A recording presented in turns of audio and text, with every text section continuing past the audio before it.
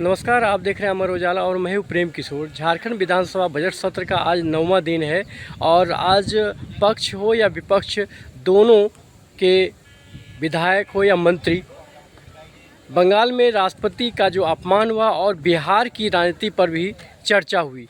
वहीं बाबूलाल मरांडी ने कहा कि कांग्रेस और ममता बनर्जी हमेशा आदिवासी के विरुद्ध रही है और उसके खिलाफ राजनीति करती आ रही है। इसके अलावा बिहार की राजनीति पर भी चर्चा हुई। बिहार में जो नीतीश कुमार जो है दिल्ली की ओर रुख रहे हैं और राज्यसभा चुनाव की ओर जो रुख कर चुके हैं, उस पर उन्होंने कहा कि सीएम नीतीश कुमार को वापस बिहार की सत्ता संभालनी चाहिए, क्योंकि वो बीजेपी के झांसे में नहीं आ, चूँकि कोई न कोई एक बड़ी राजनीतिक उनके साथ हो रही है, जिसके कारण वो दिल्ली की ओर जा रहे हैं। आइए सुनाते हैं सत्ता पक्ष और विधायकों ने क्या कहा। मेरा जो फेवरेट बैट्समैन संजू सैमसन, उसने ही शानदार, जानदार और ईमानदार, सेकुलर, तो मैं उनको बधाई देता हूँ, भारतीय टीम को बधाई देता हूँ। और मैं वैसे लोगों से मैं कहना चाहता हूँ कि भारतीय टीम को सीखना चाहिए कि कैसे क्रिकेट होता है। क्रिकेट की नगरी आने वाले दिनों में झारखंड होगा। चलिए धन्यवाद। और बहुत जल्द मैच भी होगा। हम सब पत्रकार बसे एसआईआर को लेकर बता दीजिए। आईपीएस के तर्ज पर माननीयों का इलाज होगा, सुविधा मिलेगी अब उनको भी। बिल्कुल। देखिए, ये बहुत अच्छा आपने प्रश्न किया है। यहाँ पर कई मंत्री बने। आज आप बताइए, जिस प्रोफेशन से मैं आता हूँ, हम लोग पॉलिटिक्स करते हैं, और जब भी कोई बीमार पड़ता है, एमएलए बीमार पड़ गया, उसका परिवार बीमार पड़ गया, पूर्व विधायक बीमार पड़ गया, तो उसके लिए कोई नियमावली नहीं था। और जो आज से 20 साल जितने भी मंत्री रहे, क्या आप लोग, मैं पूछा था, क्या आपके पास नॉलेज था कि नहीं था? क्या जो आईएएस आईपीएस जो कह दिए वही आप लोग साइन कर दिए? क्या आपके पास अपना थीम था कि नहीं था? आज मैंने लोकप्रिय मुख्यमंत्री जी ने कहा, मैंने प्रस्ताव दिया, मुख्यमंत्री जी ने कहा नहीं ठीक है, आगे बढ़ो, कैबिनेट में लाओ, और मैं ला रहा हूँ। मैं कहना चाहता हूँ, जब आईएएस आईपीएस का इलाज, समुचित स्वास्थ्य व्यवस्था का इलाज होता है, तो विधायकों का, मंत्रियों का क्यों नहीं होगा? आप नीचे कर देते हैं, भाई क्यों है? तो मैंने नियमावली को चेंज किया है, और मेरा ये कहना है कि विधायक, मंत्री, उनके परिवार, एक्स एमएलए, उनके फैमिली, सबका इलाज एक समान होगा। और आने वाले दिनों में हम पत्रकार लोगों के लिए भी हम ये सोच रहे हैं। शुरू से बोल रहे हैं। हाँ, एक मिनट देखिए, एकदम सही सर। इसमें कुछ टेक्निकल बातें हैं। मैंने आपकी जो, आप लोग की जो प्रेस के जो प्रेसिडेंट हैं, उनसे मेरी वार्ता हुई है। हमने कहा है कि सभी जिलों से आप लोग डिटेल भिजवा दीजिए हमको, ताकि मुझे आप लोगों को राहत देने में सुविधा मिले। हम चाहते हैं कि आप हमारे लिए काम करते हैं, आपके भी बाल बच्चे हैं, आप लोग पूरे परिवार है। मान लीजिए कोई बीमार पड़ गया तो कौन देखेगा उसको? इरफान अंसारी देखेगा। याद रखिए, मैं जो करता हूँ। मैं डिटेल मंगाया हूँ, आप मुझे डिटेल दीजिए, वो पीआरडी का डिटेल दे दीजिए। ठीक है, हाँ आप लोग टैग्ड हैं, जिले में कौन कौन टैग्ड है, क्योंकि ऐसा ना हो कि आप लोग का करें और हमारे यूट्यूबर का भी फैमिली है। तय किया था, वहां पर भी कैसे लोग नहीं आवे, उसकी भरसक प्रशासनिक तंत्र का उन्होंने उपयोग किया। पहले लगाया कि कोई पास नहीं लगेगी, और सार्वजनिक कार्यक्रम में कोई पास उस लगता नहीं है, सिर्फ मंच में लोग जाते हैं उनके ऊपर लगता है। इस कारण से लोग इधर उधर हुए, भयभीत हुए, कैसे जाएंगे, क्या होगा, नहीं होगा। और उसके बाद जब राष्ट्रपति पहुंची वहां पर, प्रोटोकॉल होता है, राष्ट्रपति पहुंचते हैं तो मुख्यमंत्री जाते हैं रिसीव करने। मुख्यमंत्री अगर कहीं अति व्यस्त है, नहीं तो फिर उनके द्वारा प्रतिनियुक्त मंत्री जाते हैं। और मंत्री, लेकिन वहाँ मंत्री भी नहीं गए, मंत्री तो छोड़ दीजिए, वहाँ के डीएम तक नहीं पहुँचे, जो जानकारी मिली कल हमें। तो मैं ये कह रहा था कि भाई किस प्रकार से संवैधानिक संस्थाओं को ममता बनर्जी धत्ता बता रही है। और आप सब लोग अभी झारखंड की बता रहे थे, तो झारखंड में भी उन्हीं गठबंधन की ही एक यहाँ भी सरकार है। कल महिला दिवस था, तो आज मैंने वीडियो में देखा किसी ने हमें सोशल मीडिया में भेज दिया था, तो गिरिडीह के डीसी इस प्रकार से महिलाएं बैठी हुई उन लोगों को डांट रहे हैं। भाई हम सब लोगों को पता है, अगर किसी का जन्मदिन होता है या किसी का कोई उत्सव होता है तो कम से कम उस दिन तो लोग प्रेम से बात करते हैं, शालीनता से बात करते हैं। लेकिन गिरिडीह के डीसी जिस प्रकार से महिलाओं से डांट कर रही थी, गाली गलौज कर रहे थे, तो मैं समझता हूं कि भाई क्या हो गया है प्रशासन को। इसलिए राज्य सरकार से हम मांग करते, राज्य के मुख्यमंत्री से मांग करते, भाई इस प्रकार की डीसी से आप महिलाओं से सार्वजनिक रूप से उनको माफी मंगवाना चाहिए और कान पकड़ करके उठक बैठक करवाना चाहिए, और तभी ऐसे अफसरों को क्षमा करनी चाहिए। और नहीं तो ऐसे अफसरों को कोई जिला में पदस्थापित ही नहीं करना चाहिए। भाई पूरा दुनिया मना रही है महिला दिवस, और महिलाओं के साथ, और महिला कुछ भी नहीं, बेचारे बैठी हुई थे चुपचाप, ठीक है, उनको वेतन नहीं मिल रहा है तो बैठी गई। तो डीसी चाहे वो बैठ करके उन लोगों से बात कर सकते थे प्रेम से, और उन लोगों के समाधान के लिए उन लोगों को बता सकते थे या समाधान कर सकते थे। लेकिन जिस प्रकार से डांट रहे थे, फटकार रहे थे, वो कहीं से भी उसको स्वीकार नहीं किया जा सकता है। और इसलिए मैंने कहा कि मुख्यमंत्री जी से हम आग्रह करते हैं, अगर इस प्रकार के अफसरों के ऊपर लगाम नहीं लगाएंगे तो आए दिन आप सबने देखा कि भाई चर्चा हो रही थी कौन सीओ का या कहीं और की जगह की चर्चा हो रही थी। अभी तो हमने कहा रहे थे कि भाई इतनी समस्या इस राज्य में, अफसर वास्तव में बेलगाम, किसी की कोई बातें नहीं सुनते। हमको लगता है ऐसे सीएम की भी बात लोग सुनते हैं कि नहीं सुनते हैं, या पता नहीं।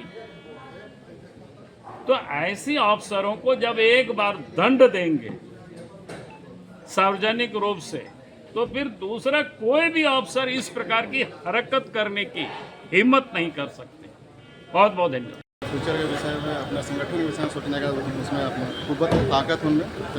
अब जिस सोच से वो राज्यसभा जा रहे हैं तो उन्हीं से पूछने से पता चलेगा। हमारा बंगाल में राष्ट्रपति का अपमान हुआ है, ये आरोप लग रहे हैं कि ममता बनर्जी ने उल्लंघन किया। देखिए, बंगाल उनका राज है, ममता बनर्जी का राज है, और हमारे जो हमारे देश का राष्ट्रपति जो है एक महिला है, आदिवासी समाज से बिलोंग करते हैं। जो भी है, जो प्रोटोकॉल है, प्रोटोकॉल का अपने तहत ये वहाँ के बिहार के राजनीतिक भविष्य के लिए और बिहार के भविष्य के लिए एक अच्छा निर्णय है, और इस तरह की कोई बात नहीं। किस बात को लेकर नाराजगी आप क्यों बैठे हैं? बड़कागांव विधानसभा में बालू माफिया, कोयला माफियाओं के आपसी वर्चस्व के चलते रोज वहाँ आपराधिक घटनाएं बढ़ रही हैं, जिसके कारण हत्याएं, दो हत्याएं हुई। और आज भी जो कुछ लोग हॉस्पिटल में भर्ती हैं, पुलिस प्रशासन के गलत रवैये के कारण पूरे बड़कागांव में भय का वातावरण है। वहाँ अपराधी खुलेआम आर्म्स लेके घूम रहे हैं, गाड़ी में पुलिस का बोर्ड लगा के घूम रहे हैं, जिसके कारण पूरा इस क्षेत्र का लॉ एंड ऑर्डर पूरी तरह से फेल है। आम आदमी को घूमना मुश्किल हो गया है। आज हम इसी धरना के माध्यम से हजारीबाग जिला प्रशासन और स्थानीय प्रशासन के खिलाफ धरना दे रहे हैं, और पूरी तरह से वहाँ बालू कोयला की अवैध कारोबार हो रही है, उसको बंद किया जाए। तो सरकार से आप डिमांड करें कि फेरबदल हो प्रशासन में, या प्रशासन टाइट हो? प्रशासन में फेरबदल हो, या प्रशासनिक पदाधिकारी जो इसमें इन्वॉल्व है उन पर भी कार्रवाई हो, ताकि इस तरह की आपराधिक घटनाएं ना घटे। ठीक है। बहाना है, नीतीश चाचा को हटाना वहाँ से पहले से ही इनकी मंशा थी।